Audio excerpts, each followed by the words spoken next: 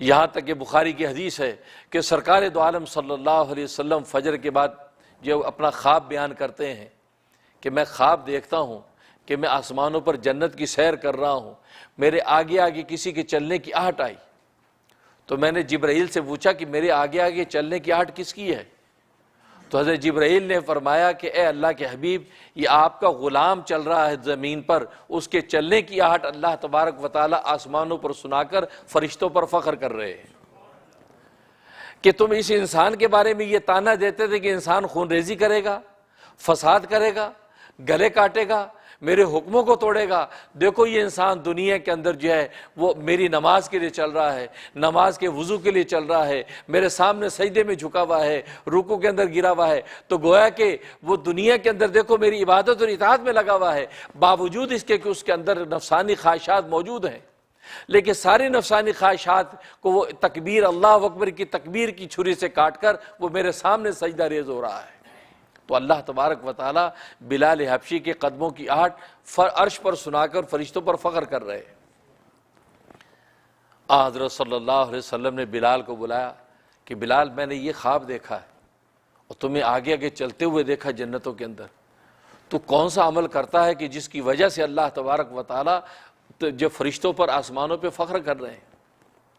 حضرت بلال حبشی نے فرمایا، کہا کہ اللہ کے حبیب، میں جب بھی وضو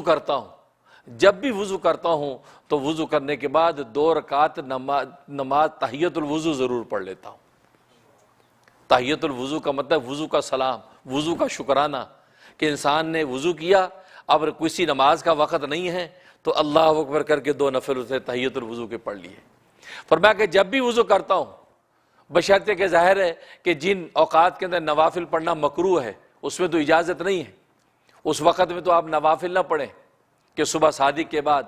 فجر کے بعد، زوال کے وقت میں، عصر کے بعد، اسی طریقے غروب کے وقت میں، یہ اوقات ہے جس کے وقت آپ جو نوافل نہ پڑھیں، لیکن باقی اوقات کے اندر اگر میں وضو کرتا ہوں تو وضو کرنے کے بعد میں 2 رکعت تحیت الوضو ضرور پڑھتا ہوں۔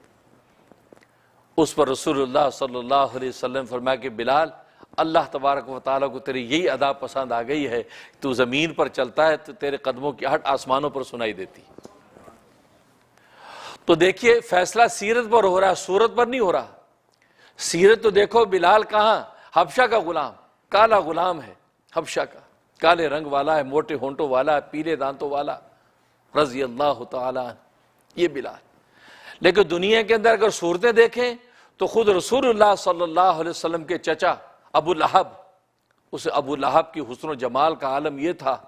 کہ اس کی کنیت ابو لہب بن گئی تھی۔ ابو لہب کا معنی شعلے کا باپ، لہب کہتے آگ کے شعلے کو، شعلہ جیسے بھڑکتا ہے، اس کے حسن و جمال کا عالم یہ تھا کہ اس کا چہرہ حسن و جمال کی وجہ سے بھڑکتا تھا۔ اس کا نام ہی اہل عرب نے ابو لہب رکھ دیا کہ شعلے کا، اتنا خوبصورت حسن و جمال کا عالم یہ ہے، اور خونی رشتے کا عالم یہ ہے کہ رسول اللہ صلی اللہ علیہ وسلم کا چچا ہے۔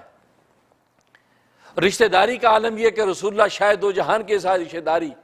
اور مکہ کا سردار، حسن و جمال کا کیا عالم، اور طاقتور خوبصورت اس کے بیٹے۔ لیکن اللہ تبارک و تعالیٰ کی یہاں اس کی قیمت نہیں لگی تو فرما دیا تبت یدا ابی لہب و تب، ہاتھ ٹوٹ گئے ابو لہب کے دونوں، اور پورا کا پورا ابو لہب ہلاک ہو گیا۔ تو اللہ تبارک و تعالی ہلاکت اور تباہی ڈال دی ابو لہب پر، حالانکہ بظاہر صورت کا عالم یہ ہے کہ اگر صورتوں پر نجات ہو تو نجات ابو لہب کی ہو جاتی اور بلال پکڑا جاتا، لیکن چونکہ سیرتوں پر نجات ہے اور سیرت بنانا انسان کے اپنے اختیار میں ہے، تو بلال نے جب اپنی سیرت سازی کا کام کیا ہے تو اللہ تبارک و تعالی نے دنیا کے اندر چلتے ہوئے اس کو جنت کی بشارتیں عطا کر دی ہیں۔ تو گویا کہ یہ سیرت سازی انسان خود کرتا ہے،